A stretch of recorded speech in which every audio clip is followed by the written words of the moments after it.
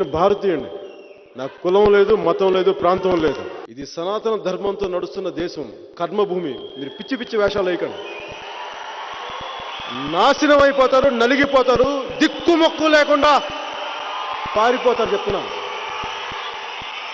ఇంతింతై ఒటుడింతై మరియు దానింతై నభో విధిపై నంతై తోయిద మండలాగ్రమణ కల్లంతై ప్రభా రాశిపై నంతై చంద్రునికంతై ధ్రువునిపై నంతై మహర్వాటిపై నంతై సత్య పదార్థులు నగుడుతూ బ్రహ్మాండంత సమ్మర్దియై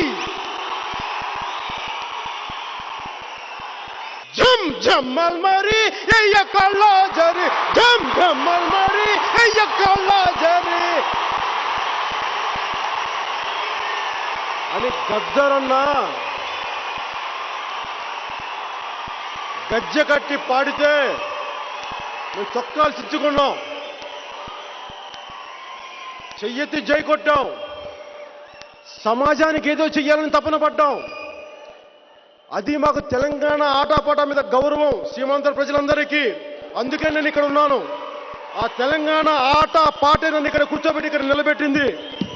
as a man thinketh so is he యద్భావం తద్భవతి. నువ్వు ఎలా ఆలోచిస్తే అలా తయారవుతావు. మతి ఎంతో గతి అంతే. ఒకటి ఇంగ్లీషు, ఒకటి సంస్కృతం, ఇంకోటి వాడుక తెలుగు, ఇంకోటి కలోక్యల్ తెలుగు. భావం ముఖ్యమా, భాష ముఖ్యమా? వాళ్ళు చెప్పండి. ఎవరైనా సరే జాతీయ సమగ్రతని చెడగొట్టినట్టు తెలిస్తే, ఇప్పటిదాకా మీరు జిహాదీలను చూశారు, మతం కోసం చచ్చిపోయే వాళ్ళని చూశారు, ప్రాంతం కోసం చచ్చిపోయే వాళ్ళని చూశారు, కులం కోసం చచ్చిపోయే వాళ్ళని చూశారు. కానీ ఒక దేశం కోసం చచ్చిపోయే మొదటి పిచ్చివాడిని నేనే.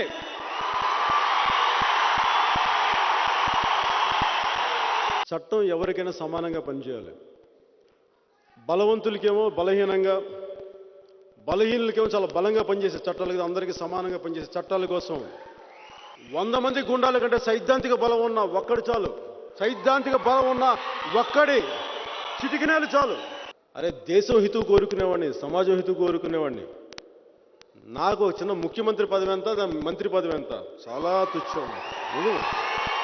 నేను పంచ్ డైలాగ్ కోసమే మాట్లాడలే, వాస్తవాలను చెప్తున్నా. I'm not gonna spare anyone today. When I decide I say no matter who they are, what they are, I don't give a damn. బట్టలు ఏం వేసుకుంటేనే గుండెల్లో ఏముంది, రాజ్ కపూర్ చెప్పినట్టుగా.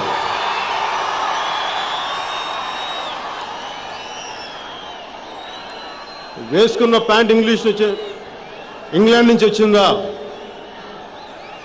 పెట్టుకున్న టోపీ రష్యా నుంచి వచ్చిందా, కానీ ఉండాల్సింది హిందుస్థానీ అది ఉంది. సముద్రం ఒకటి కాళ్ళ దగ్గర కూర్చొని మొరగదు, తుఫాను ఒకడికి చిత్తం అంటాం ఎరగదు, పర్వతం ఎవ్వడికి వంగి సలాం చెయ్యదు. నేనంతా కలిపి ఒక పిడికిడి మట్టే కావచ్చు,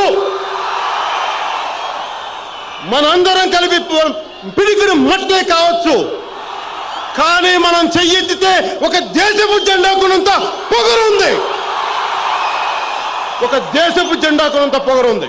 గత దశాబ్దంగా ఇలాంటి కుళ్ళు దిగజారిపోయిన రాజకీయాలను చూసి చూసి విసిగిపోయి నిరాశ నిస్పృహలు వచ్చి మీలాగే నాకు కోపం వచ్చింది.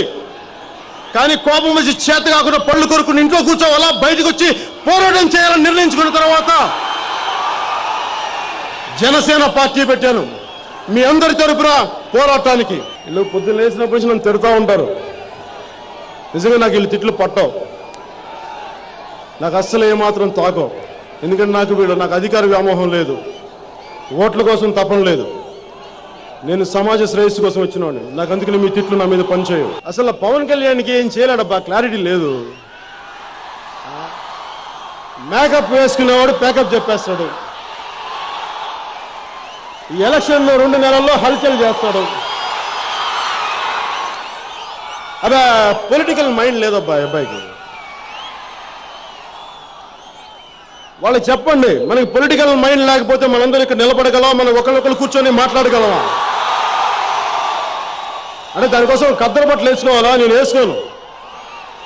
ఇష్టం వస్తే వేసుకుంటే, అంతేగాని మీరు చెప్పినట్టు కద్దరు బట్టలు వేసుకుని రాజకీయాలు చేయడానికి నేను రాలేదు. నాకు ఇష్టమైన గుంటూరు శేషేంద్ర శర్మ గారి పద్యంలోని, ఆధునిక మహాభారతంలోని ఆగ్ని పర్వంలోని కొన్ని పంక్తులు.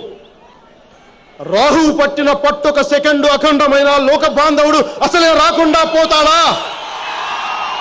మూర్ఖులు గడియారంలో ములుడు కదలేకుంటే ధరాగమనం అంతటితో ఆగిపోతుందా? కుటిలాత్మల కూటమికి ఒక తుటి కాలం జయం వస్తే విశ్వ సృష్టి పరిణామం విచ్ఛిన్నమవుతుందా? ధనుజులోకమేకంగా దారికట్టు నిలుచుంటే నరజాస్తి ప్రస్థానం పరిసమాప్తమవుతుందా? మీలాంటి మాటలకి, బెదిరింపులకి మన జనసేన నడకని మనం ఎదురొడ్డే ధైర్యం వీళ్ళకి ఉందా? నా ఆఖరి శ్వాస వరకు, ఈ భూమి మీద నా దేహం ఉన్నంత వరకు నా సిద్ధాంతాలు నేను విడవను. మీకోసం నేను పోరాటం చేస్తాను. ఈ సిద్ధాంతాల కోసం నేను ప్రాణత్యాగం చేయడానికి కూడా సిద్ధమే.